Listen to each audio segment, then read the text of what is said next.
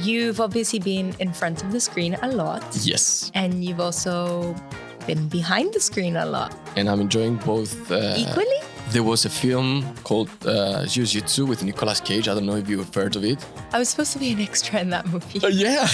I was very used to that, waiting once a week, whatever. And then all these Netflix shows started dropping. They started dropping their seasons in a day, and binge watching became a thing. The weekly anticipation came back in fashion. When you feel like someone is sharing, you want to give them the feeling that you... No, but also when you click with certain people, it's just easy to share. He clearly wants to support, he likes the idea, and he gives us the creative freedom. I was never, and I never did, tried to change the idea of anyone who came to pitch me. You had a sparkle in your eyes when you were pitching. And there's too much black and white nowadays. Yeah. There's less gray, which is weird. I think because the world has become more open. A lot of people, they don't have real lives. They only live through their social media. I have one last thing I really need to clear the air about. The Scorpio. The Scorpio. He got rejected. I got rejected just for being a Scorpio. I think it takes a little bit of age and trial and error in order to learn to trust your instinct. Lots of trial and error. Lots of it.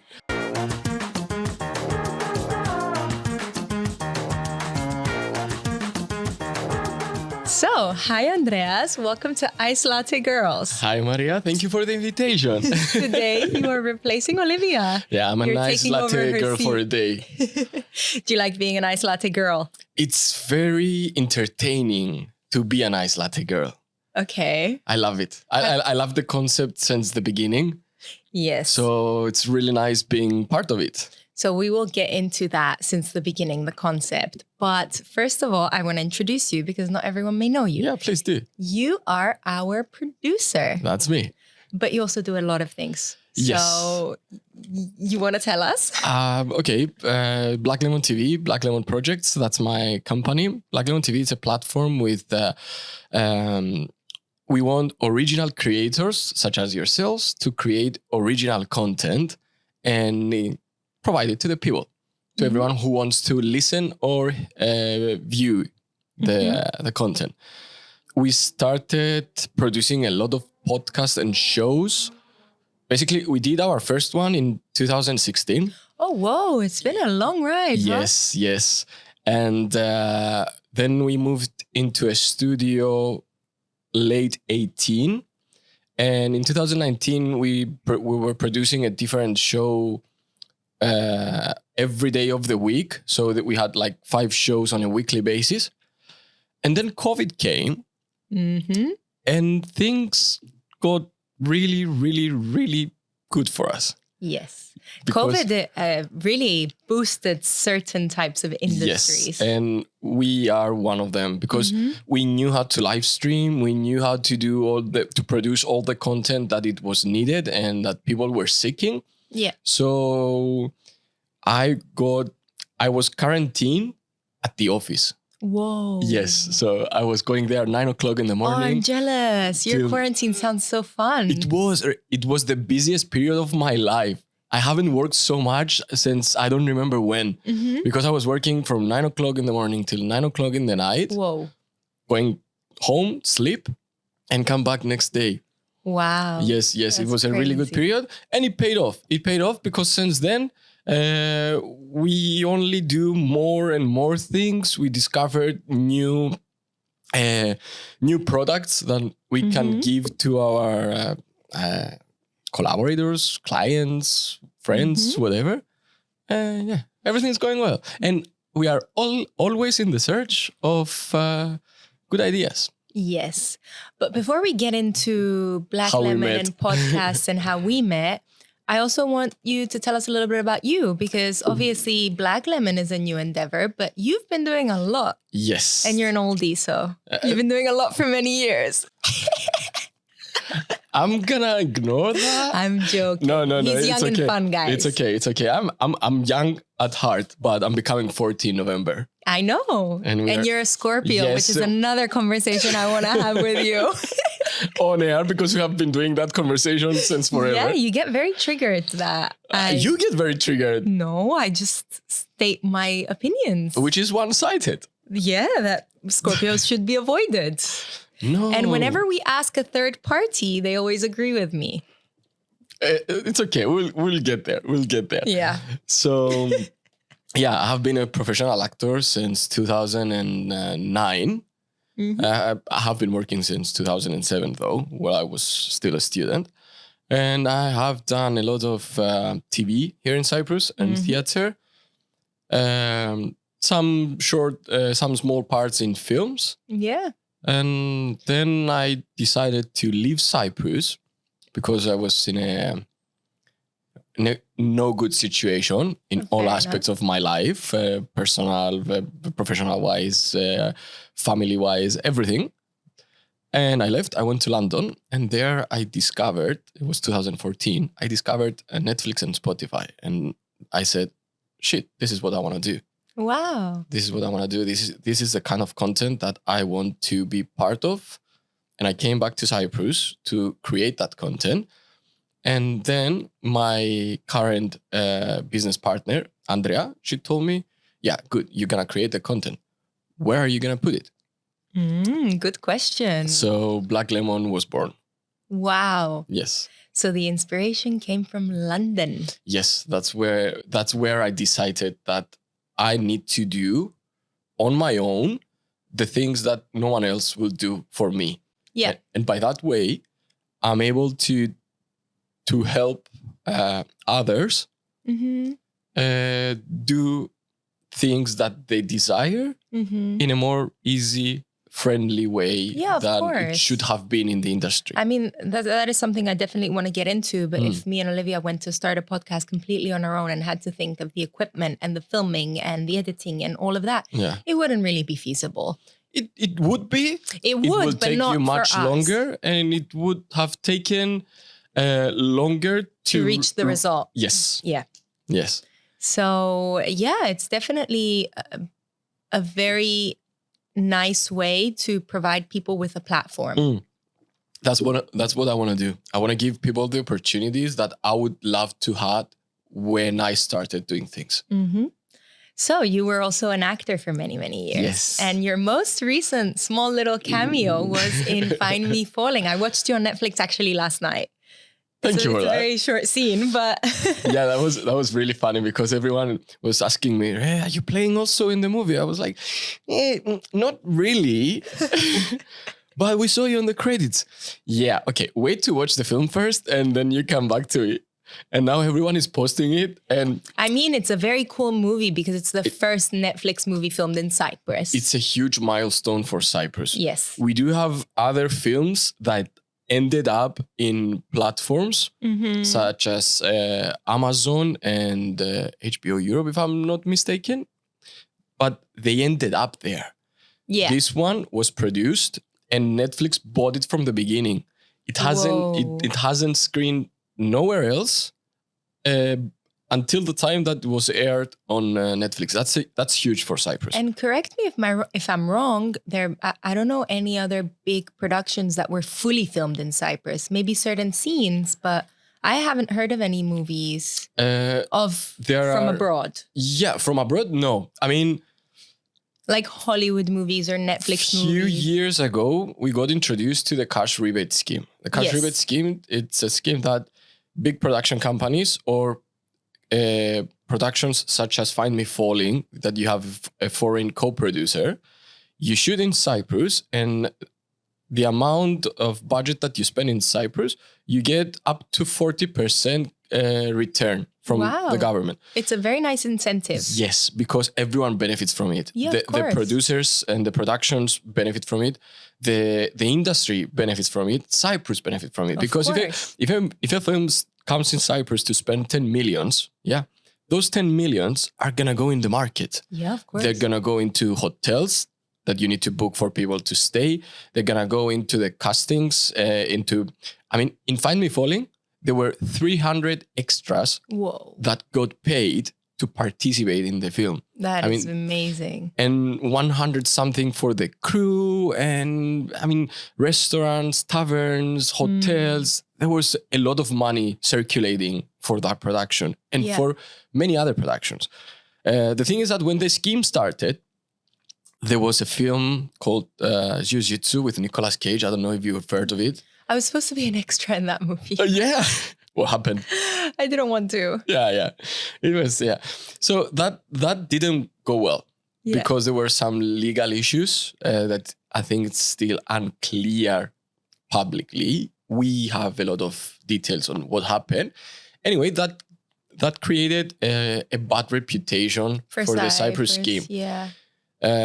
Thankfully, there were a lot of other productions. You think how that escalated kept away other productions? Yes. Really? Because I didn't realize. See, because I'm not in the industry, in the movie industry. Most of us don't know these things. Yes. I heard there was a cash rebate system because I have friends who are actors, but a typical person living in Cyprus, not necessarily even Cypriot, a foreigner living in Cyprus, you don't really hear about these things. Yeah, that's true. I mean, now with the exposure that Find Me Falling got, maybe more people will start reading and listening to that kind of news. But yeah, when that happened, there was a backlash.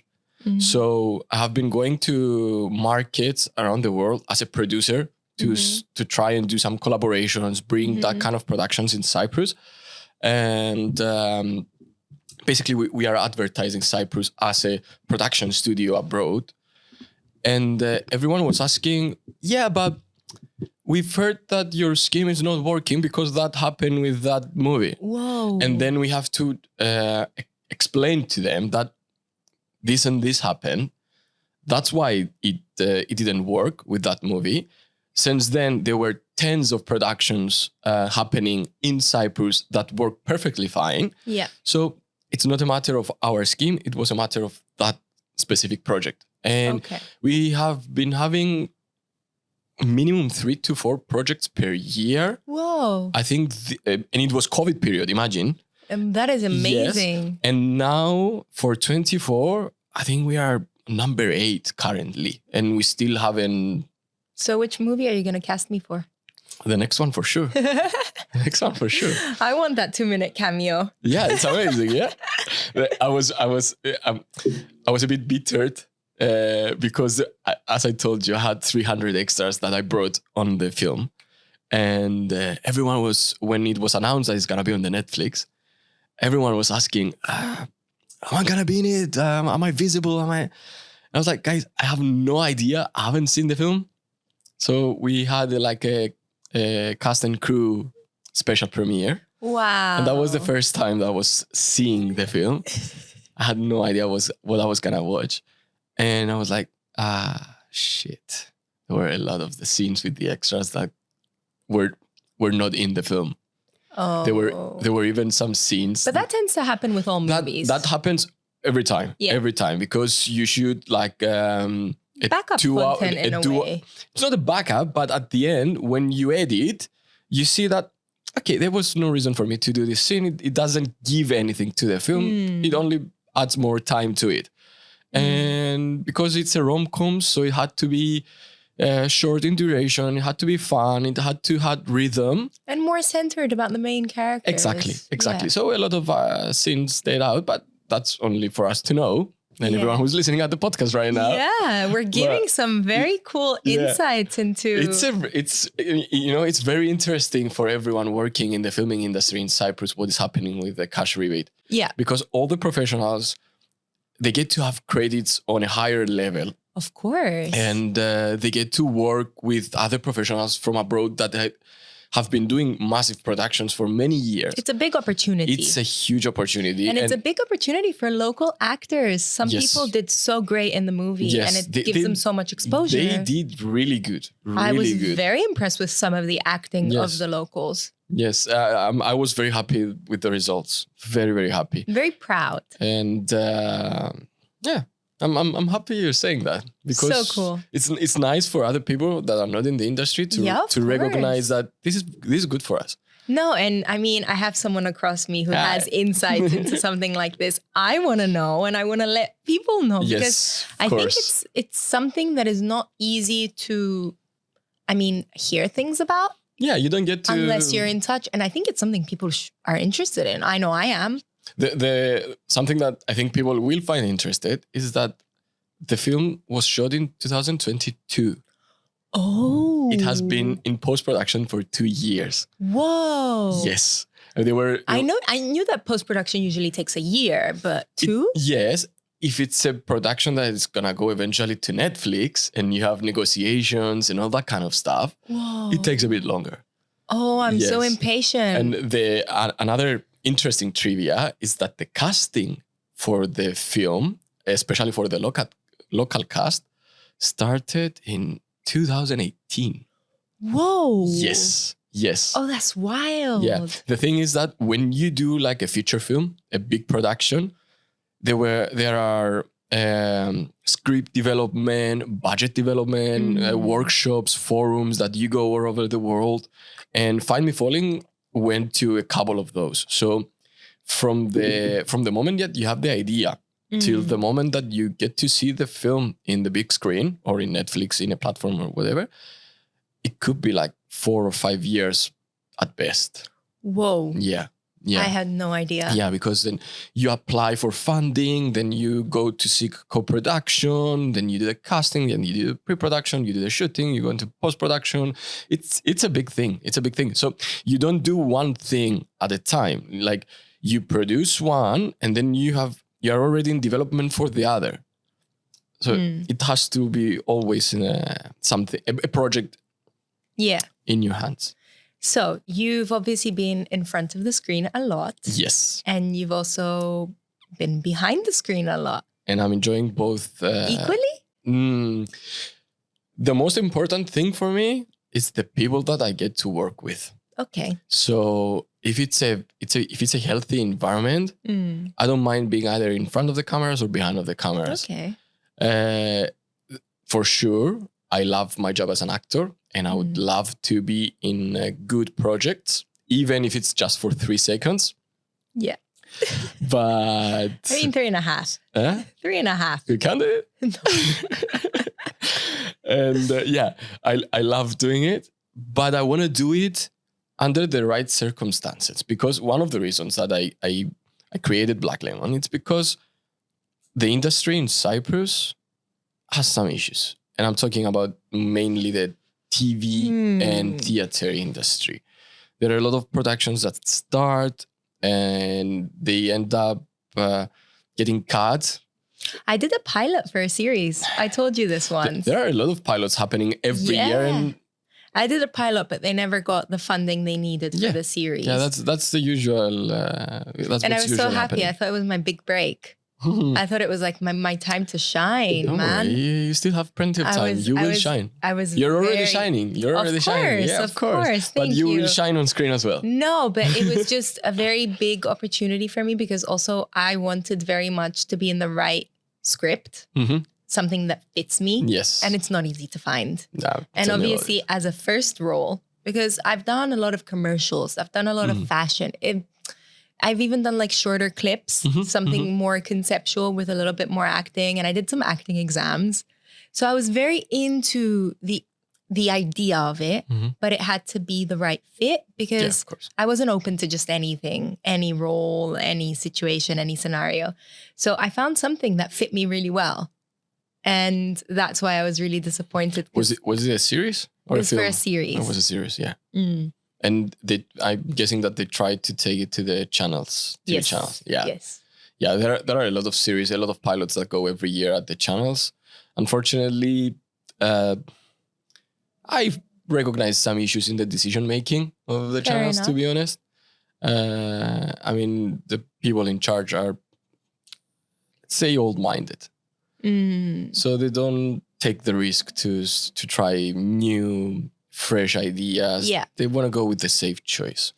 Well, yeah, which it makes sense in a way. Yeah, it does. I don't think it's right, sense. But it does make sense. Business-wise, it does make sense. But at the same time, you can have a balance. I mean, every business has research and development. So if you don't try to develop new products, new ideas, then eventually you're gonna lose your clientele. It's very interesting that you say that because the younger generations, they don't grow up with watching telly. Yeah, no one cares anymore. Even nowadays, no one watches TV. from the younger generations, at least. The people that do still watch TV are older people. Yeah. And when I say older, I mean like more than quite 60s. a bit older. More than exactly. 60. More than 60. 50, 60, 70 years old. The grandmothers, the grandpas, they're the ones that watch TV. So they are the audience. I think TV hasn't managed to attract the younger audience ever, especially with Netflix and YouTube and social media and TikTok and how easy it is to find international productions. No one will sit and be like, oh, at 9 p.m., I'm going to watch this. Yes. They want to watch in their own time, whenever they want, whenever they have the time, whenever they feel the urge, and not have something predetermined for them. You see what's happening here? Yeah. Well, Simba is also a guest in the studio, for those of you that are listening, and Simba hates men. Not me, though. And last time we were filming and he was in the studio, he was barking at you. Yes, but... And when we arrived today, he was Now barking he at knows. you. Now he likes you. He takes some warming up with the boys. Okay, Simba. Oh, it's quite a love story here. Can you stop making out with my dog and focus on our job? He's harassing me. Take your guesthood on the podcast seriously. Me. Ella, cats. Simba, Ella. Cats. Have a seat. Ella, Rapimu. Have a seat. Ella. Good boy. Ella. Good boy. Come to mama. Bra. Thanks. Oh, okay. Mama, I want to kiss him. So we were saying that, there's a lot of people that did, basically younger generations, and I include my generation in the younger generations. Fair enough. Yeah, good. No one watches TV anymore. Because... Especially the even younger generations. Because I still grew up watching TV and waiting for that Sunday evening show. Yeah. I still had that. But I grew out of it completely. You grew out of it because a lot of the content does not concern you anymore. It's not interesting for you. I don't like waiting a week for the next episode. That is coming back. That comes from Netflix. Yes. And Netflix came and changed that. But there's a lot of people now that are going back on the weekly 100%. Anticipation of the episode. You like it. It's horrible. It is depends. Horrible. It depends on the series. Because I'm not used to it anymore. But I remember when I was younger, when I was a teen, when I was in school, I was watching like Vampire Diaries, the original, Gossip Girl, Grey's Anatomy, all the classics. I loved Gossip Girl. You're gonna laugh about it. I loved it. I've heard this from a lot of men. I loved it. It's such a good show. Yeah, it was a good show. And you know what? They were beautiful girls. It was a guilty pleasure. It was not even guilty. So were you Team Blair or Serena? I was in one team at the whole show. I was changing teams because I was so like, who's she's your favorite right. character? She's right. Okay, you know what? I like Blake Lively as a person. So yeah. And I love her marriage with her husband. They're so cute. I love them. I love them. They're my favorite Hollywood couple. Agreed, 100%. We agree 100%. And they're so funny and they make fun of each other and they have... Have you seen their relationship in the social media? It's so crazy. It's based on humor and fun and friendship. Yes. And they've talked about it, how it's based on friendship. It's really nice. It's really nice. And Ryan Reynolds in general, the way he is with his wife, the way he is with his friends, the way his career and everything, I was like, fuck, this guy is doing really good. He's really got it all. I mean, if I can say that I'm jealous, I am jealous. If I can say that someone's getting it right by the looks of it, they really are. Yes. I was Team Chuck. Why? You were, huh? You know what? I can't see that because he was a very interesting character. He was a very, very interesting character. And he's like the ultimate like bad boy gone good. Yeah. Yeah, and you like that. Unfortunately, it's in our nature. Yeah. And I was always Team Blair. And to be completely honest with you, I recently rewatched the whole thing. Oh, did you? Don't ask why. And did you lose a bet? No, I wanted to. It's like one of those guilty pleasures. I'm also like watching House right now, like really long series. What do you mean? I love House. House, I can watch it over and over again. So the point is, when I watch these series that I used to watch when I was a kid, I realized some very toxic behaviors that I did not recognize when I was younger. When you watch it so many years later, because it's a decade later, it's been 10 years. When you rewatch it a decade later, you see it with like a completely different perspective and you're like, You know, that's a big discussion among millennials about Friends. Because if Friends were broadcasted for the first time Question. today... Did he cheat? Eh? Did he cheat? Were they on a break? It was unclear. You can't say it's not black and white. In that specific situation, it wasn't black and white. For me, he cheated. It wasn't black and white. For me, it's still a betrayal. It's not. They never said we are officially on a break. Yeah, but you know what? You might never say that. You might never get an official closure. So, and if you're in an emotional... Red flag, girls, red flag. It's okay. If you're in an emotional turmoil, and I'm not justifying him. I know. But yeah, I can't blame him 100%. Gray waters. Yeah, for me, yeah. For me, no. For me, it's pretty black and white. It's acceptable. It's okay. Yeah. We are okay to disagree. Yeah, of course. I mean, that's the point of life, right? Yeah. Anyway, so going back to series, I was very used to that waiting once a week, whatever. And then all these Netflix shows started dropping. They started dropping their seasons in a day and binge watching became a thing. I like binge watching, but I also like if it's a good production. Like, for instance, now it happens with House of Dragon. It happened with Game of Thrones. I mean, Game of Thrones was worth it. It's the reason that the weekly anticipation came back in fashion. Yes, but they completely butchered the show in the end, in my opinion. Let's not go there. But I actually haven't started watching second season of House of Dragon because... You're waiting for all the episodes to air. I'm waiting for all the episodes to air because I cannot. Sorry. I cannot. I just downloaded episode 6 and I'm waiting to watch it tonight. Yeah, I can't. I want them all to be out. Also, it's been so long since season 1. I forgot what happened. So I might start rewatching season 1 so I can watch them back to back. Yeah, or you can find in YouTube, like there is a season 1 recap. Oh, true. Yeah, because season 2 starts from exactly the same point that season 1 ends. Whoa, okay. Yeah, so it's okay to you catch up easily. Okay. So yeah, I want to watch House of Dragon really bad. I heard it's really good. It's really good. Are you watching, what kind of series are you watching? Are you watching The Boys, for instance? I have not. I have heard very good comments. Have you watched The Bear? No. Bear?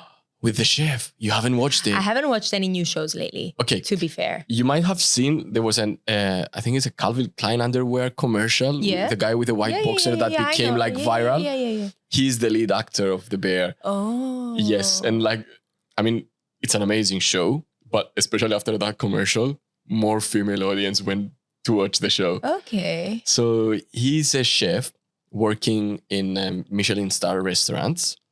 And it's not a spoiler because it's on the first episode of season 1 when I'm going to tell you. We're currently on season 3. And he goes back to Chicago to operate his late brother's sandwich shop. Okay. It's an amazing show. It's a really good series. All right. I'm going to be waiting for a list of recommendations from you. Definitely. But I do like a lot of chick flicks. And I miss the chick flicks of the early 2000s. Such as? Like, now you're putting me... Like How to Lose a Guy in 10 Days. Movies. Speaking of movies. Like these types of chick flicks that we had back in the day. Yeah. Oh, miss those. You know what? Which one was my favorite? 10 Things I Hate About You. Oh, I loved that one. I was bawling. And I miss the Nicholas Sparks ones, The Notebook and The Safe Haven and all those movies. A Walk to Remember. My gosh, the amount of times I've watched that movie. And I clearly like the arc of Bad Boy Gone Good. Okay. And it's a basic question, but I'm guessing that you did cry on Notebook, right? Oof. Of course. Every single time. Yeah. Not as much as I cry in dog movies. You cannot compare it to Hachiko, Marley and Me. Oh my God. These movies demolish me. I cry for 2 hours, man. I don't remember what's the other movie like with... there's a movie with 9 huskies, I think, that they get trapped in the Arctic during winter time. And you have to watch that film. I don't want to cry. I'm not in the mood. If you cry in Hachiko, you're gonna burst in tears in this one. Yeah. The idea of these movies makes me cry. I think I have a picture with the statue of Hachiko in Japan. Oh, what a legend. Yeah. I do have the picture. I don't know where though. Because people sometimes don't realize it's based on a true story. Yeah. No, it's a 100% true story. And I love true stories. Me too. I love it. Me too. Or if it hits different. If they are related to historical events and all that kind of stuff. Like for instance, a latest one, it's Oppenheimer. Yeah. The fact that it's... I didn't like that movie though. Why? I don't know. It just didn't do it for me. Why? It was so hyped up, I think. Yeah, it was marketed correctly. I was expecting way too much. I also didn't like the Barbie movie. I liked the movie. It was okay. But yeah, I mean, it's a Barbie movie. I didn't have any other expectation. I wasn't expecting I was going to watch Interstellar, for instance. Yeah, or of course. That kind of things, or Inception. I don't know. Yeah. But Margot Robbie is gorgeous, so it was worth the watch. Yeah, she's amazing. Anyway. Yeah. Wow, we have gone down a rabbit hole of like we're not movies getting out of and it. series. No, stop licking me though. People are watching. Okay. So that's, I think, enough about movies because the conversation will never end. We can sit here for 3 hours, I think all of us, and talk about our favorite characters, movies, shows, all that. But I want to go back to the podcast and back to you and Black Lemon and Iced Latte Girls and how it all began. How it came to life. I want to hear it from your perspective. We've never had this conversation after the math. Yeah, we never did actually. So I want to hear your perspective. What happened? I was invited in a promotion event of a cosmetics company. I wasn't really keen to go. I mean, I don't really go to this kind of events. Yes. But that day I had some time to kill. I was like, I should go at the event and say hi and see people there, interact, socialize. Mm-hmm. And then you were on a table with mutual friends. Mm-hmm. I don't remember how we started talking about the podcast. But we started talking about other things. Yeah. We were doing like a small talk. And then it came, I think you asked me what I'm doing. I told you I'm a producer. I'm an actor producer and I produce from podcasts to films. And then you told me that we had an idea of doing a podcast. Then my eyes. Okay, I really need to say my perspective. Do. Shall I keep cutting in? Yes, Shall I keep course. filling in your story? I'm not going to wait for you to finish because you're going to lose the point. No. Basically, I also don't go to these events and I hadn't for a really long time. I don't like events. What's meant to happen? And I was the face of the campaign. I was one of the main people in the campaign. So you had to go. So I really had to go. Yeah. And I like that company. I've worked with the company. So, it was a definite have to go kind of situation. Yeah. But especially when events are in Nicosia, I then completely avoid them. So me coming to an event in Nicosia is highly unlikely. It has to be a brand that I'm working with, have a very long relationship with. I don't like just showing up to these events, the culture. It's just not for me. So I go to the event. I think I had even gone alone. You were alone. I was alone and I was just kind of like struggling to find parking. I always go alone, by the way. I usually take a friend. Yeah, no.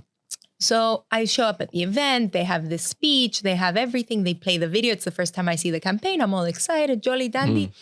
And then I'm kind of like, okay. Do I have to stay here now? Yeah. And I look around and I spot our mutual friend, Ilona. Yes. And I stand. Lots of love to Ilona. Love Ilona. Yeah. And she had done my makeup briefly before the event. You'll be surprised, but she even did my makeup. Oh, really? Yeah. What for? I don't remember which project, but I mean, she has been working in the filming industry since forever. So. Yeah, she has. Actually, I don't know if it was for the show Dancing for You. I don't think I think we started there. Not sure though, but I did many things with Ilona. Anyway, I've worked with Ilona over the years many times. And obviously when you work with people like that, you form also a more friendship. Yeah, That's the beautiful thing about our industries. Anything to do with arts. Yeah. The nicest part of these types of jobs is the people you meet and the friendships you form. It's nice when there is mutual respect. Yeah. And there's also a lot of drama. But let's not get into the drama. So I go up to Ilona. We're like catching up. We're talking about our personal lives. Mm-hmm.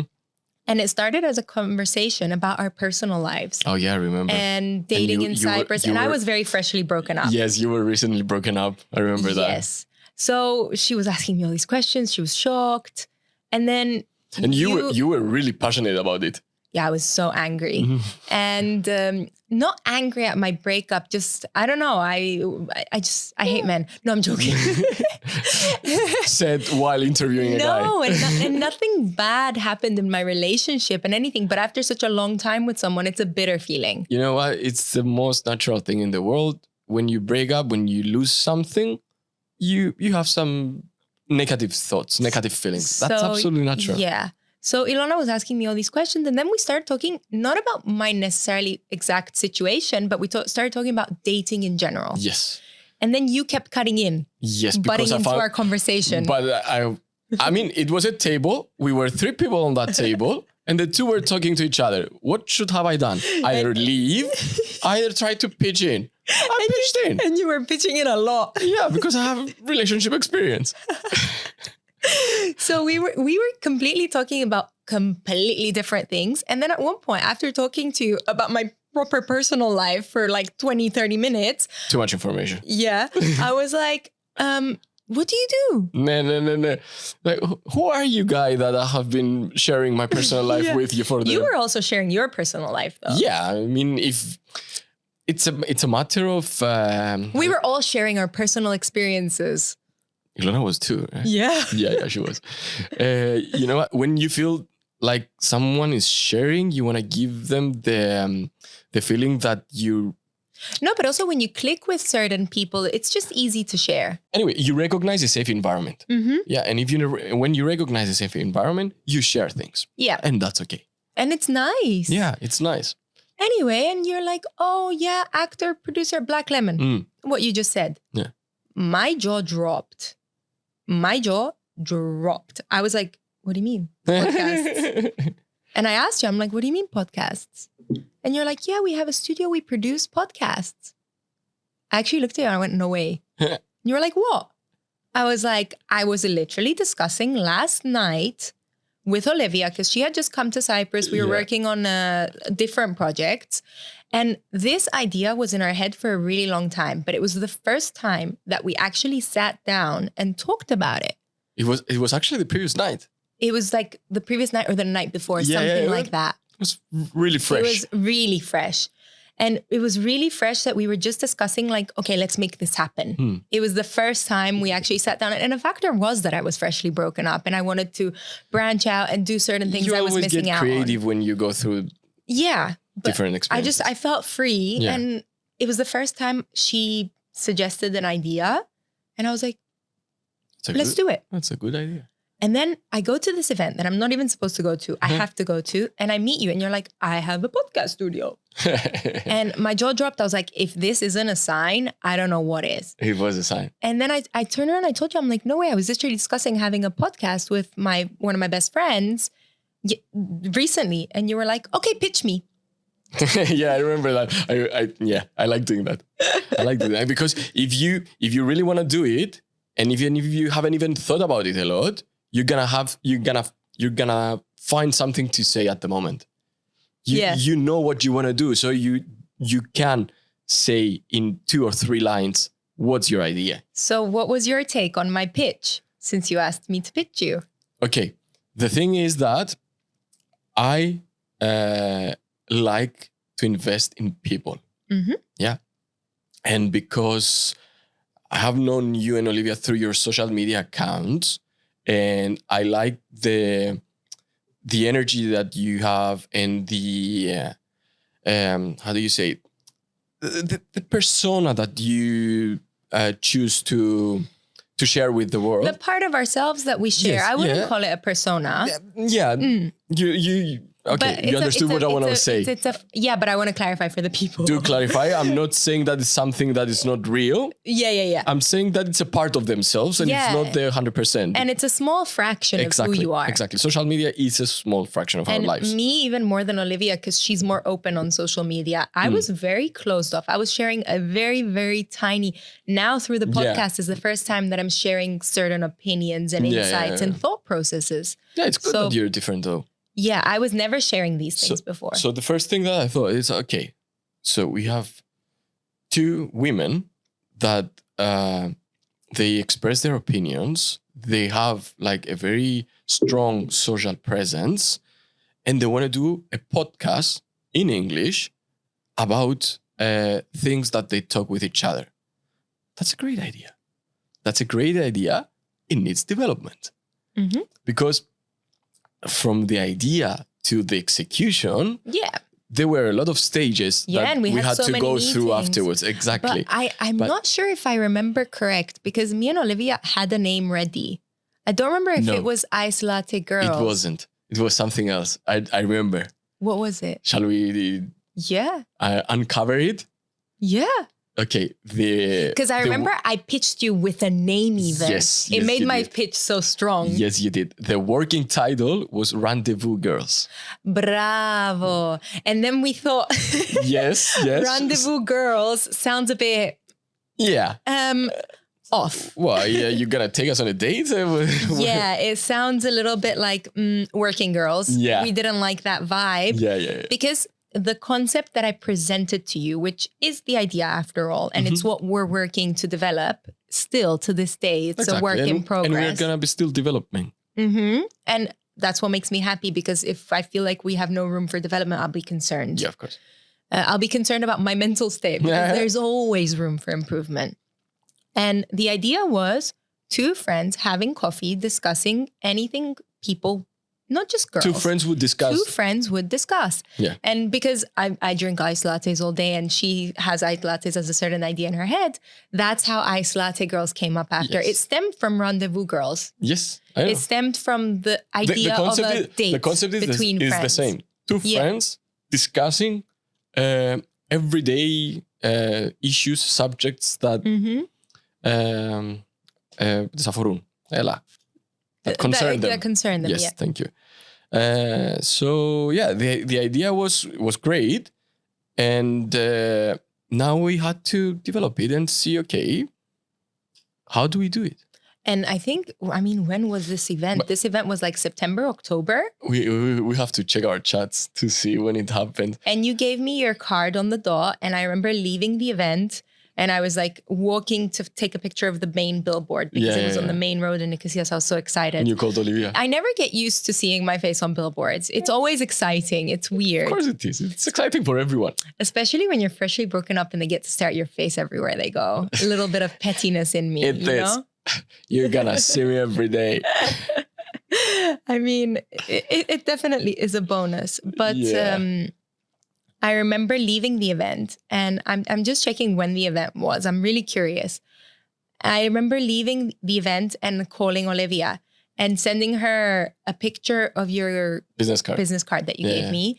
And I was like, man, you're never going to believe what's going to happen. I came to this event. If this isn't a sign, I don't know what is. And we started having this back and forth conversation. And it truly felt like it was the perfect timing, the perfect alignment of everything. And it was just incredible. So the event was 2nd of November. Was it November? Yeah. It's almost a year. Almost a year. It was on the 2nd of November. And then our first meeting was a week later, I think. We had a call, yeah. You talked with Olivia, and you texted me that I talked with Olivia, let's have a call. Mm-hmm. And then we started discussing some basic stuff, like the branding, the procedures, what we have in mind to do. You were sharing your thoughts. I was saying, it's possible. Don't worry about that. We are doing it here. And also we were hesitant because obviously you have a whole team and everything, but we didn't want to tie ourselves down with such a fresh new idea to someone that we don't know. And at the end of the day, like, we didn't know much about Black Lemon. We didn't know much about you. We didn't know much about anything. So we were very not concerned, not careful. We were just, hesitant. And you were very right to be, not for me, but because there are a lot of situations out there that you might want to avoid. Exactly. Not everyone wants a good result, and not everyone cares for a success. There's people who care about other things. Yeah, and for us, a big concern was that you actually like the product. Yes, I did. You like the idea. You like what we're striving to do. And there's always room for improvement and room for growth. But you like the concept that we can work together to build on. And then through certain conversations we were having, we wanted to see that our idea and your idea is aligned. Because even if you like the general idea, the direction may not be aligned. And then you gave us so much freedom, which is what made us click and be like, yes, let's go for it, because he clearly wants to support, he likes the idea, and he gives us the creative freedom. I was never, and I never did, tried to change the idea of anyone who came to pitch me. I'm gonna support as much as possible to improve it, to make it work, to do the logistics, do everything needed. But I don't want to change your idea. I don't want to enforce an idea on you that it's mine. It's not gonna work. If it's not the project that you want to do, it's not gonna work. So when people come to me and they tell me, I want to do a podcast, I say, okay, what kind of podcast do you want to do? And if the answer is, I don't know, you tell me. No, it's not gonna work. If you don't already know what you want to do, then come back when you have a project at hand. Okay, but I'm assuming you get a lot of pitches, like my 2-minute pitch. How do you?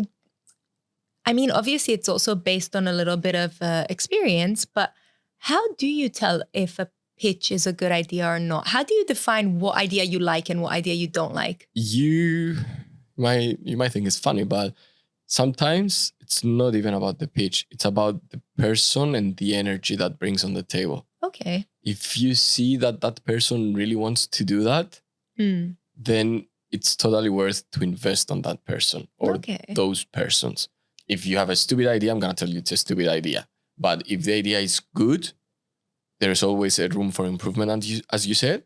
But if the person is not passionate about it, that cannot change. You cannot make a person be passionate about something. So I had to see, you had a sparkle in your eyes when you were pitching. I was like, yeah, okay, good, let's go. Well, in general, when I do something in life, I want to do things only that I'm passionate about. And I'm very lucky that I get to pick what I do in life based on passions. Not everyone has this. And I've been in situations when I have a job or something that I don't like, obviously. But really, when it's projects like this that you invest a lot of time and energy into, and you don't do it for money or for exposure, because the exposure we already had. The money comes from other sources. So it was truly a passion project. Why would I do it if I'm not passionate about it? And honestly, I think the fact that none of us was money motivated, money oriented, you weren't at all. And the fact that we were all just very passionate about the idea and the platform and the idea of building community. Because yes, there's a lot of podcasts in the world and there's a lot of female podcasts in the world. A very valid question is, okay, why would someone listen to you? So the point was that there is nothing like this in Cyprus. Exactly. So for us, it was really a huge gap in the market. We both listened to so many podcasts. We both love podcasts. And at the end of the day, because we get so many questions on Instagram and so many questions via our social media, people asking us for life advice, which sometimes makes me feel like I'm really not qualified, man. Don't ask me. It's a personal opinion. Yeah, it's a personal opinion. And I'm not a professional. It's a big burden sometimes, especially when it comes to like some serious problems I've been receiving from some girls. And I'm like, whoa, okay. Or I get messages or people come up to me and they tell me how they feel a certain way or they feel alone or whatever. So obviously you don't have the time and energy to deal with every single person out of 100,000 followers. It's just not feasible. It's not humanly possible. You kind of wish that you could give more attention to, and I try to. People, so does Olivia. To the people that text you and everything, but it's impossible because even I don't have the followers that you do, if I started paying a lot of attention to every message that I receive, I wouldn't be able to do anything else. Yeah. So you are polite. you do say like a thank you if it's a good comment, something like that. Sometimes there's an influx of messages because something is going on. You don't even manage to see them. Yes. They disappear amongst everything, and it happens. It happens. And we try to avoid it, and we try to respond to everyone. But the idea behind it was, okay, I don't see anyone here sharing personal experiences, thoughts, and ideas, which at the end of the day, maybe you disagree completely with everything I say. Which is okay. Maybe nothing resonates. But if I will make 1 or 5 people resonate with something I said and feel more understood, not necessarily less alone, but also less alone, but more understood, more validated in their feelings. Because sometimes I listen to things from abroad and someone says something I resonate with and I'm like, oh my God, it's not just me. Yeah. You know what was the biggest success so far for Iced Latte Girls for me? That people that at the first stages, they were not judging, but they were negative. They were like, oh, why are you producing this show? Why are you producing this podcast? I mean, why do you think that it will be interested for people to watch it or to listen to it? They now come back and they give me feedback on episodes. Wow. I'm like, so you're watching and listening. I say, yeah. And from very unlikely people as well. Exactly. Yeah. Exactly.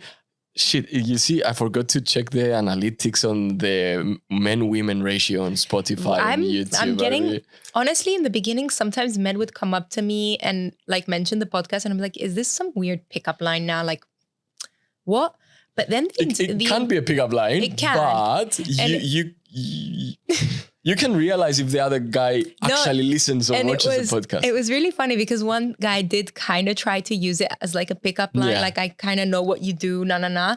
And it was really funny because he was next to me while another guy was really weirdly hitting on me. And he turns around, he's like, oh, you should talk about it on your podcast. And he was trying to like communicate through the podcast, which was funny. It was cute, whatever, not interested, but okay, fair enough. But I get a lot of men that come up to me and are genuinely interested and like listen weekly. And yeah, actually, it is a very good insight into how 2 women think. Not all women think, but a lot of women think similarly. And you can get a lot of insights. And it's okay. It's also okay to hear different opinions. Yeah. Even if you don't, even if you don't agree 100% with that person, or even if you don't agree at all, it's okay to hear a different opinion. I mean, that's the beauty of life and being a human. Yeah, recognize that we are different. Respect each other, but recognize our individualities. This is why sometimes I also, when I go to say something that I know is going to not sit well with certain people, because obviously I'm a unique human. We all are. I have unique life experiences. I have unique wants and needs and priorities. I'm unique. I'm wired a certain way. And also my experiences have built me up to be a certain way. So obviously, like sometimes I like to, before I say something, say, this is just me. This is just my opinion, which I shouldn't feel the need to. Yeah, we have to stop justifying that. We need to stop justifying. It's already pretty clear that whatever anyone says at a podcast or in a show or anywhere, it's their opinion. Yeah. And we are all entitled to our own opinion as long as it's not damaging towards others. Exactly. You are entitled to your opinion, but it's your opinion. So it's always going to be your opinion. And you can never force your opinion on others. Exactly. Like learn to respect, to disagree and agree. And I remember I was also hesitant. I was hesitant about working with you. I was even hesitant about doing it with Olivia that we're, really close friends because obviously there's a lot of things me and Olivia disagree on. Yeah. A lot of life things that we disagree on and have like opposing opinions on. But there's also a lot we agree on.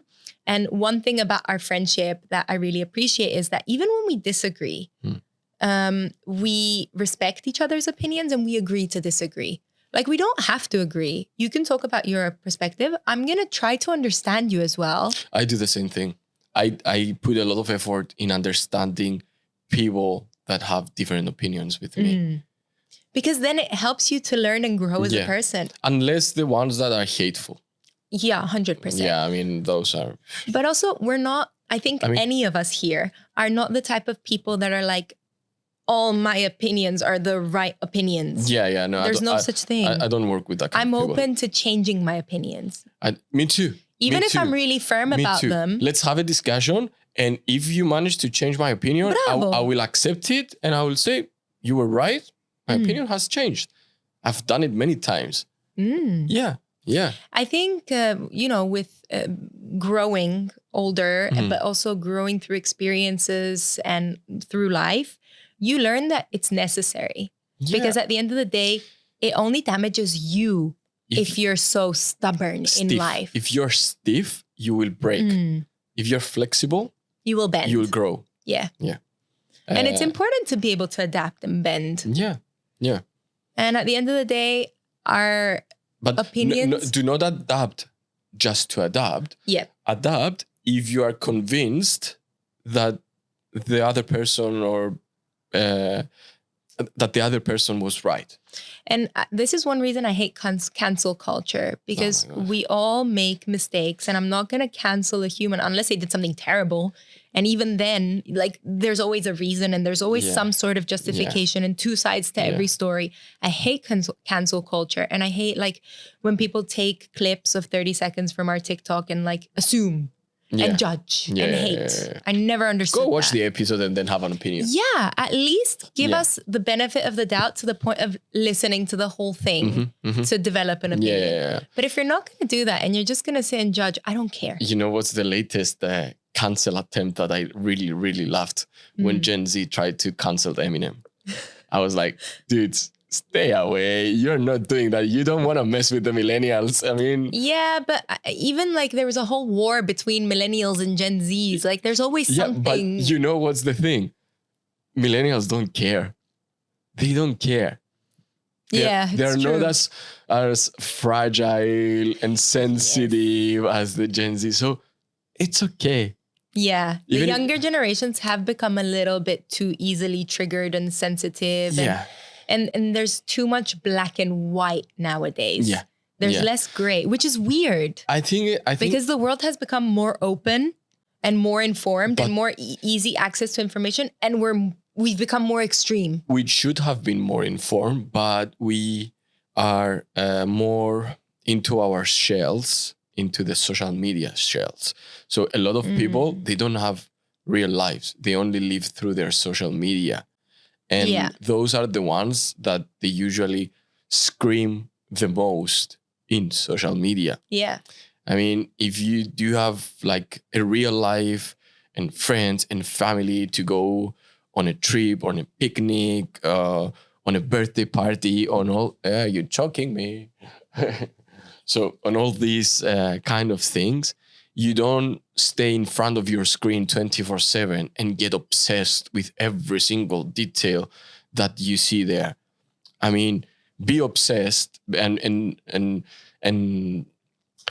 express your opinion and go to demonstrations. Be passionate. Yeah, be that. I mean, if there is a genocide happening, or if there is a war happening, or if there is an injustice in the world, in your country, or if you feel like your rights aren't being respected, they're being violated. Do that. Speak Please for yourself. do that. But also get very well informed about all these matters. Please get informed before you speak. Don't speak aimlessly, and don't look for one source, and don't let just TikTok be your source.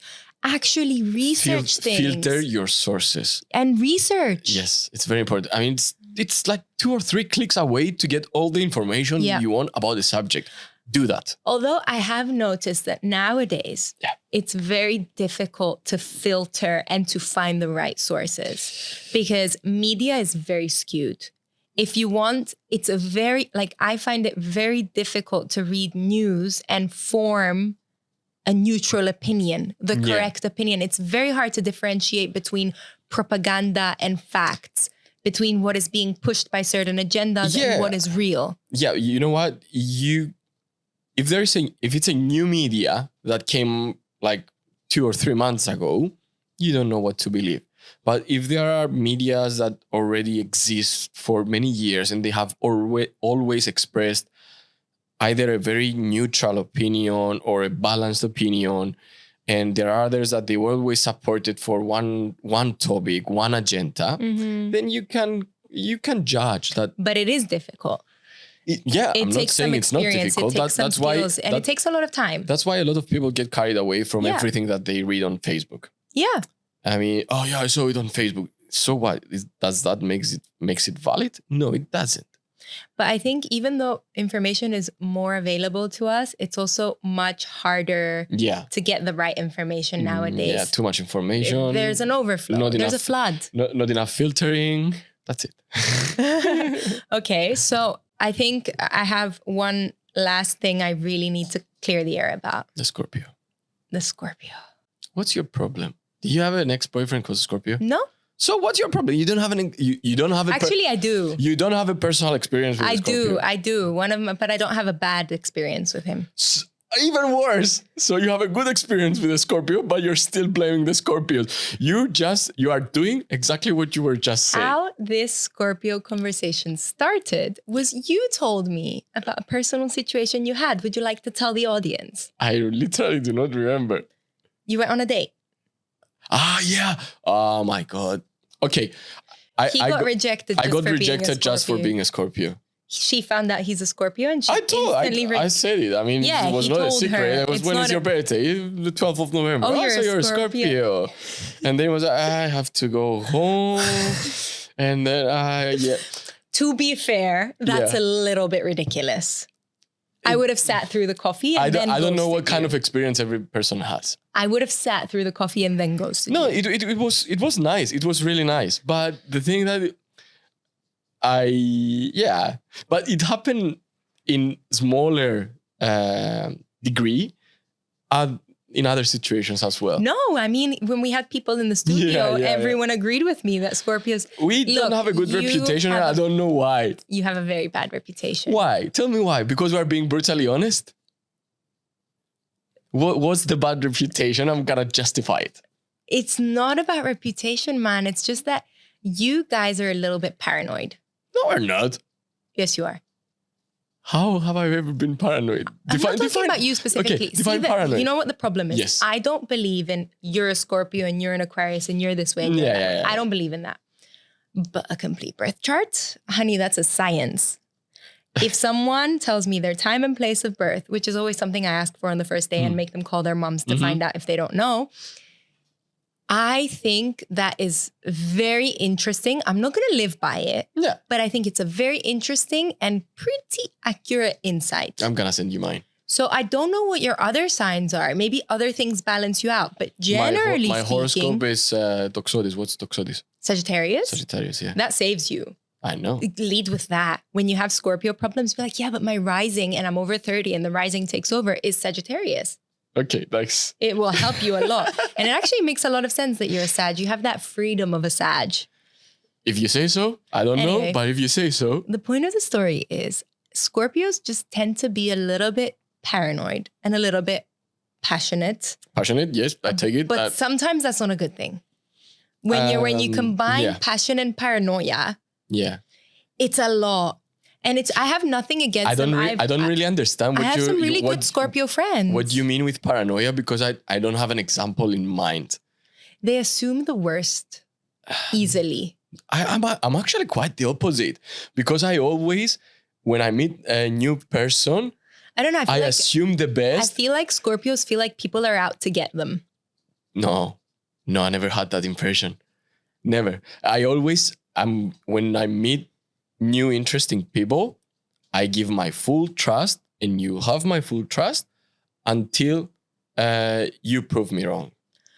Fair enough. That's a very nice way to live life. I mean, it's okay if I get hurt in the process, but I prefer to show you trust than show you disbelief. Me too. And to be honest, I won't live my life in fear of getting betrayed or hurt or whatever, because then at the end of the day, that's not going to prevent me getting hurt or whatever. And that's just going to cause me daily stress. I agree.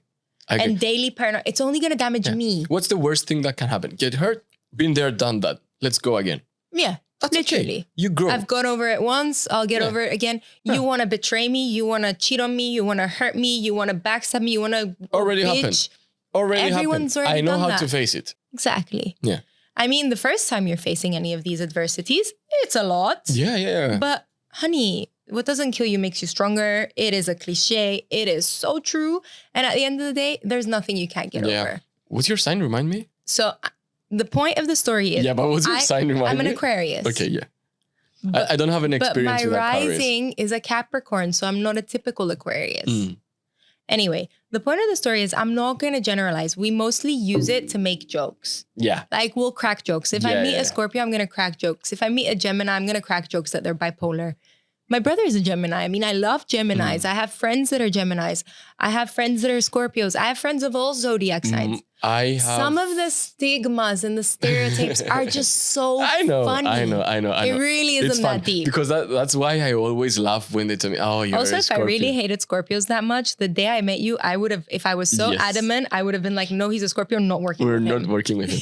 You know what? I laugh. I laugh with the reactions when I say that I'm a Scorpio. Yeah, it's usually like... Because, this is gonna hurt. This is gonna stink. But... yeah, that one situation that I got to thank you next because I was a Scorpio, I was like, shit, this thing is serious. I do know a lot of people that do live their lives based off of it, which I think if you're too obsessed with anything, it's not the best. I mean, with Geminis, for instance, I have really, really good experience. I have fallen in love. I have best friends. I have family that I love that are Geminis. And I know that I have a good chemistry with Geminis. I also know that I have a good sexual chemistry with Leons. Don't ask why. I do know that. So, I mean, I notice things. And you know that there are some signs that they click because you have a previous experience but the thing is, I'm an Aquarius. Doesn't mean it's going to happen. Yeah, I'm an Aquarius. I shouldn't be matching with Tauruses. So almost all my exes are Tauruses. And all my best friends are Tauruses. And whenever I meet, like I recently met a girl and I really liked her. And I was sitting at a sunglass shop in front with her. And I was like, I really like you. We started talking about like, it was that kind of situation like me and you at Beauty Line. Yeah. You started talking about life opening up. You're really clicking. You know when you just click with certain people. And I really clicked with her. I was like, what's your zodiac? She was like, oh, I'm a Taurus. I was like, fucking knew it. Fucking knew it. And I don't know what it is because if you base it off of zodiacs, I'm not supposed to match with them. We're very different. I'm air, they're earth. Very different. Yeah. But there's something else in that birth chart that balances it out. And I'm very drawn to Tauruses. I'm good with fire. That's why I'm with the Leon. Yeah. I'm water. So I do really well with fire. Opposites attract, apparently. Yeah, apparently. What other reasons did you had as a red flag? When you I don't actually think zodiacs are a red flag. Okay. For me, red flags, I mean, we've discussed it. Don't you watch our episodes? Seriously? You're such a bad producer. Seriously.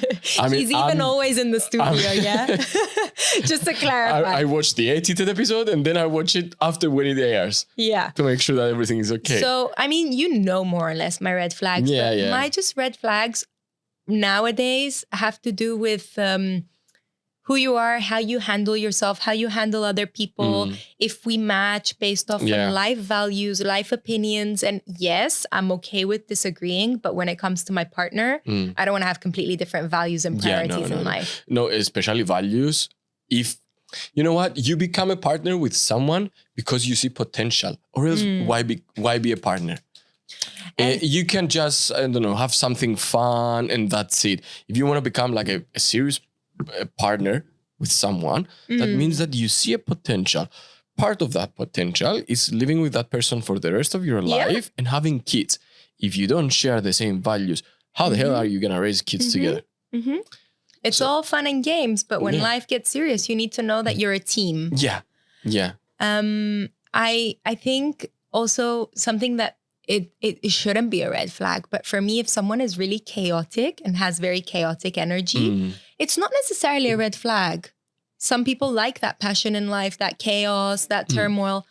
I choose calm energy. It depends on what period of your life you are. Yeah, I'm very much seeking for calm, stable. I think that's one of the reasons I like the Tauruses so much because they're so grounded and calm. And I don't know why, what reason.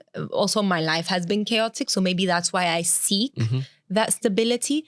I really like stable partners, people who know who they are, who are settled, grounded, not chaotic, calm. I like calm energy. I like sitting next to someone that's just calming.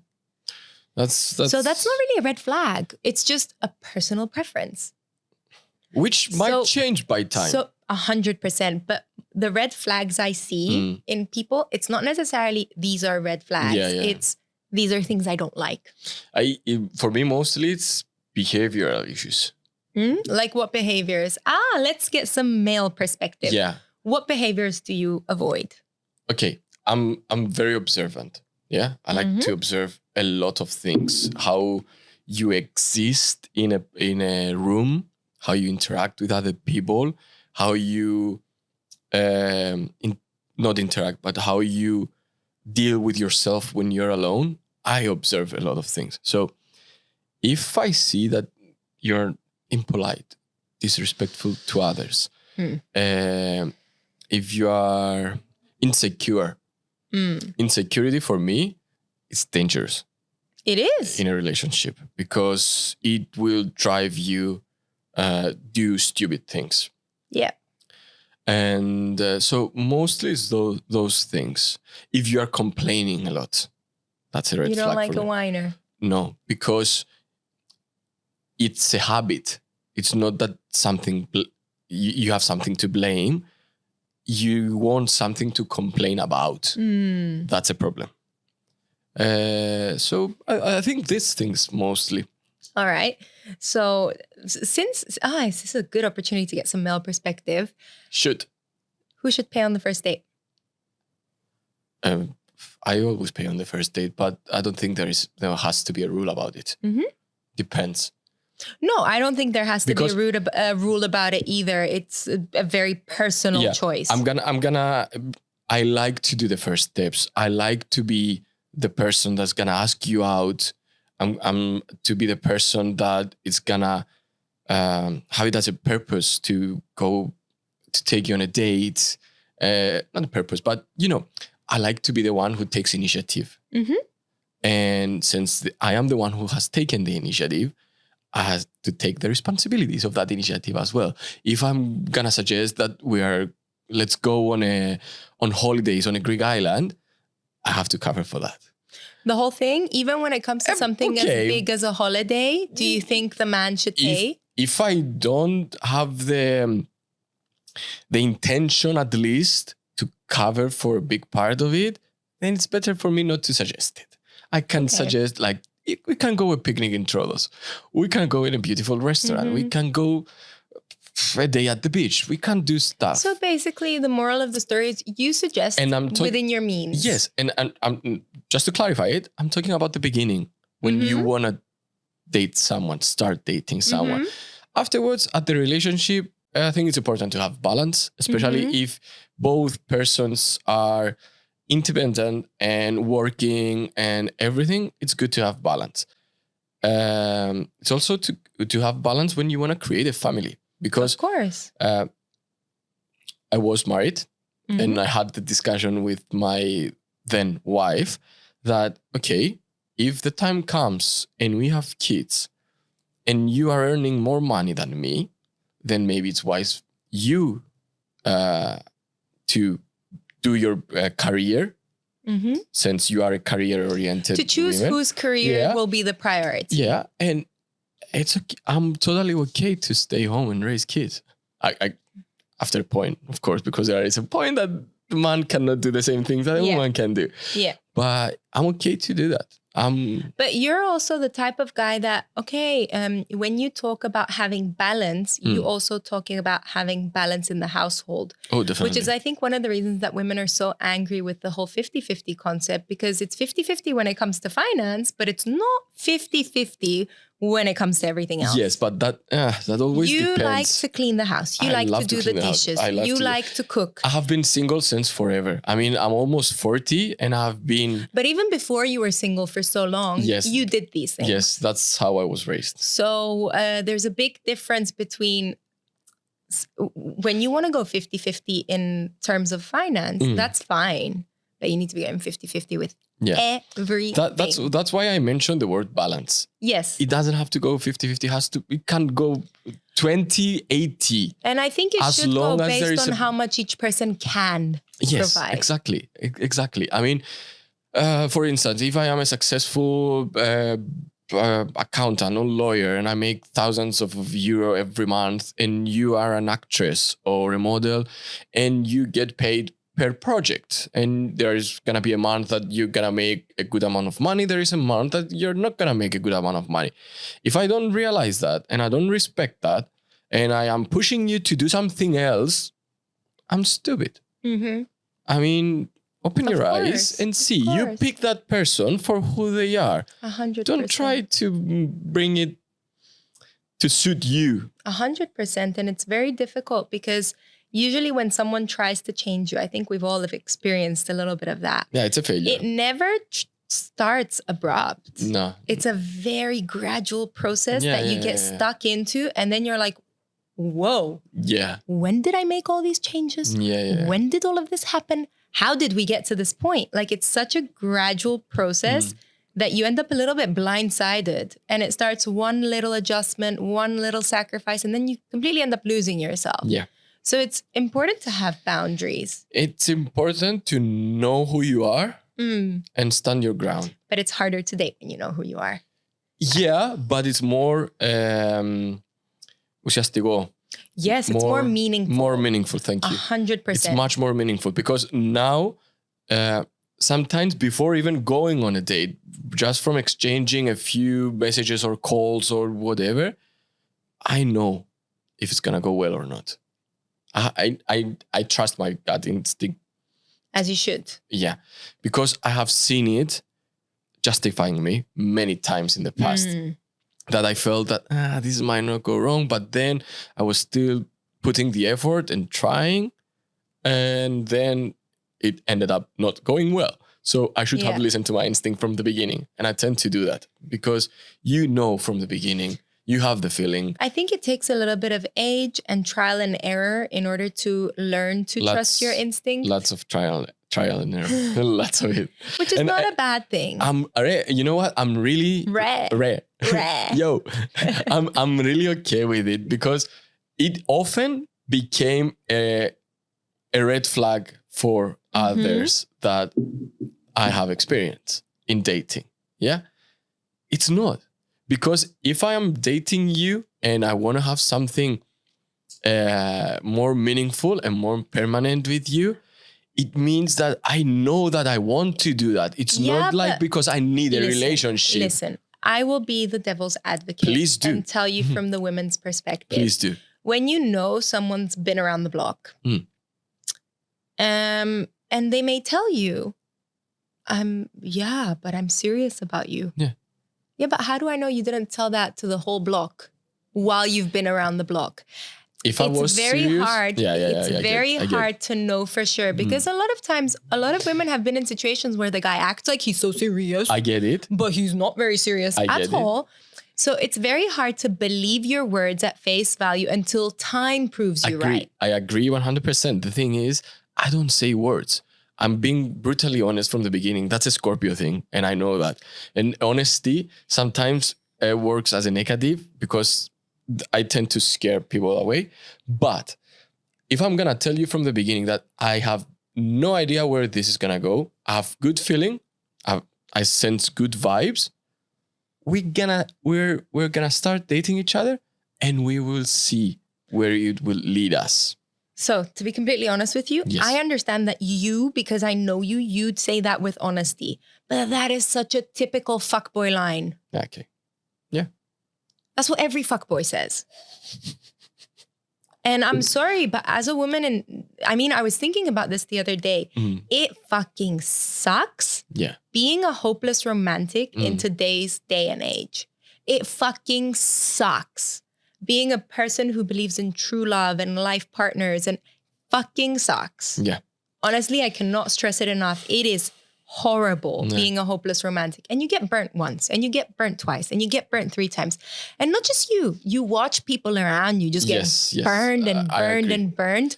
It's really hard to maintain that blind trust and that go walking into things carefree and mindlessly. And especially because at the end of the day, people don't walk into things with good intentions. I'm going to tell you something that it's related also to the thing that we mentioned before about the Zodiac and the horoscope, that you change somewhere around your 30s between your horoscope and the Zodiac. If you see how I used to behave before my 30s, you were going to say, he's a fuckboy, he's an asshole, he's going to screw me over. Yeah. Okay.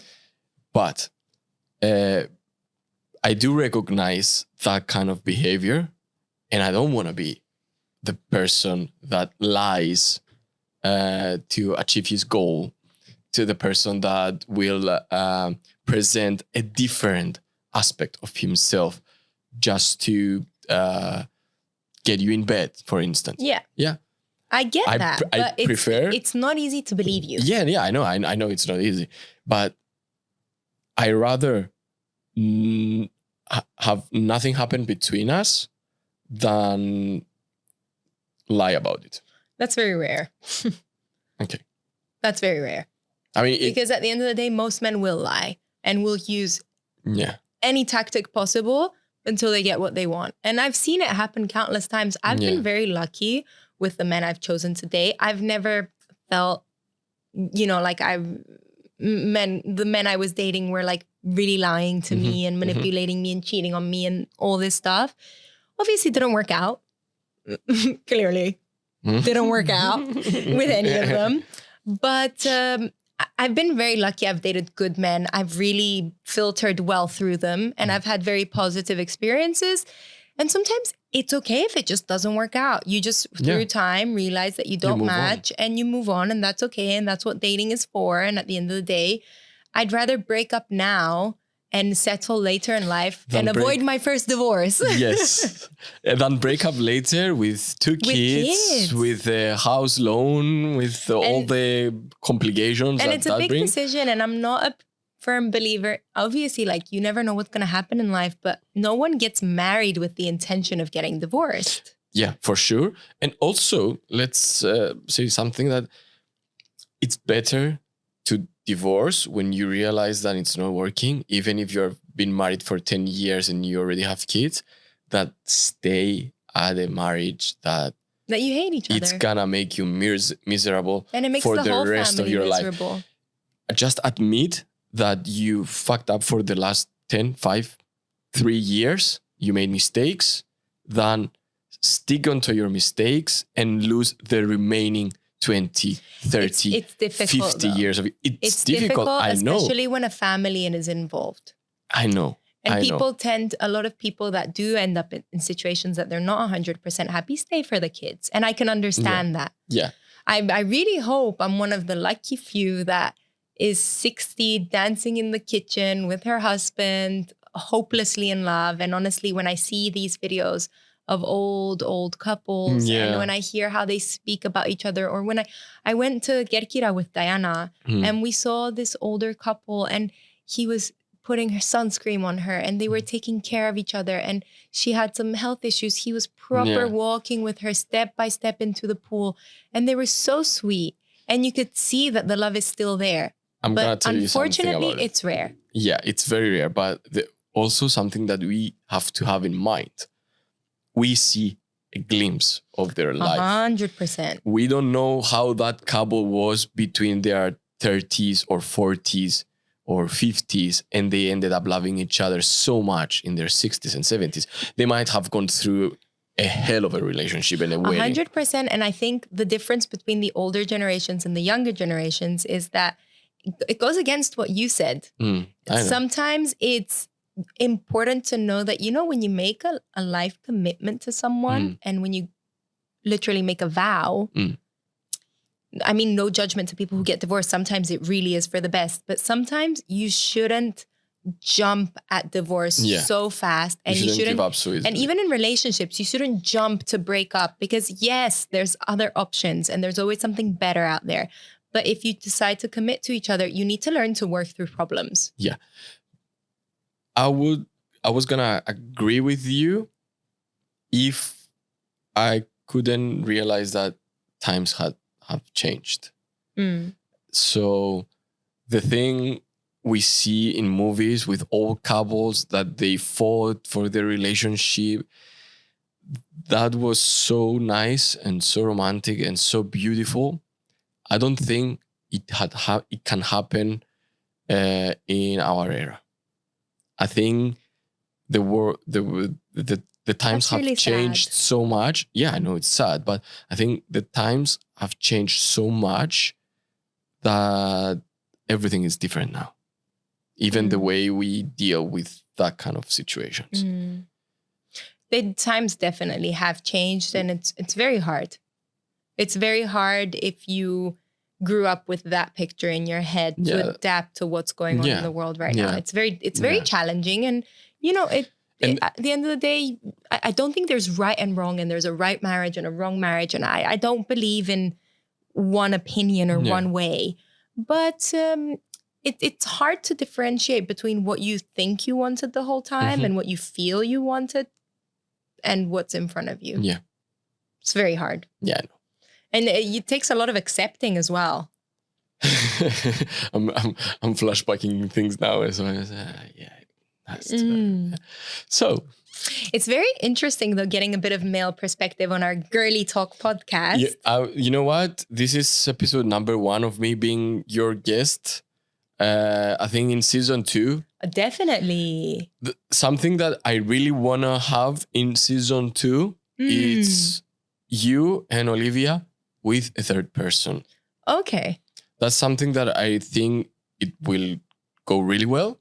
Okay. And we should have it. I mean, we did it this season, you one, Olivia and one person, but having you both with one guest, it's going to be interesting. We need to see that happening. We will definitely. I mean, we have a lot of ideas. Yes, for the next let's talk about that for a closure. Yes. So obviously, I don't want to reveal too much. Yeah, no. A lot of things will stay the same. The concept is going to stay the same. Of course. But we want to make a few little changes, a few little additions. You know what's going to be really interesting? People who are listening or watching, sending a message, or what would you like to see? Definitely. In Iced Latte Girls? Definitely. What would you think that would improve the content even more? Yeah, and it would be good to know these things before we walk into season 2. Yeah. So honestly, let the audience also make suggestions. Yes. We're open to many things. Yeah. We have many ideas. We haven't fully decided anything yet. Obviously, we will also be going on a small break in August. Yes, let us have a break, please, in August. But, sometime in September, we will be back with something similar, something different. We'll see.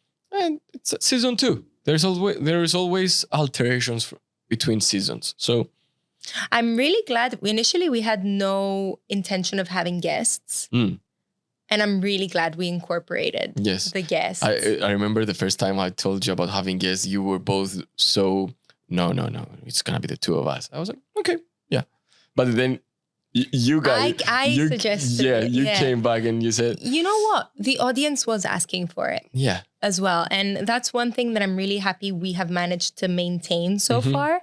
When the audience asks and it's something that makes sense, we try to. And something that people have been asking, and I think it's coming on season 2 for sure, live recordings of episodes. I mean, we did have some guests here at the studio, but recording an episode live in a whole different venue, so that's a challenge, but it's something that I think it's going to work. Yeah. So, I mean, we'll see. We'll see when the time comes. I mean, I'm open and Olivia is open. I know. And because I already saw you girls, how you handled the recent presentation that you did, I'm like, they can handle crowd. Yeah. They can handle crowd. That would be a very interesting Bring the challenge on. So I'm very excited. Thank you for coming on. From behind the camera to in front of the camera. Thank you for having me. It's I've been listening. It was interesting. I have been watching all the episodes many times. So actually, you weren't supposed to be my guest. It doesn't matter. You weren't supposed to be my guest because it didn't even cross my mind that you could want to be a guest. Of course I want to be a guest. I like the show. If you like something, you want to be part of it. And then at one point we were talking about something and you were like, I want to talk about this. And you would make comments. And I was like, I turned around and I clicked. I'm like, Matt, do you want to come? Do you want to be a guest? And it's such a perfect opportunity to give a little bit of backstory to all this as well. It's good. We went into quite a few subjects here today. I think it was very interesting. Thank you for having me, Mariam. And thank you guys for watching, for listening, whatever you're doing. I hope you enjoyed meeting the man behind the product. And we'll see you in the next one. Yes. Without Andrea. But the next one is with Olivia? Yes, but then we will definitely have you back at some point. Sure. Season 2. That's a deal. There we go. Let's check it. So, see you guys next week. Bye.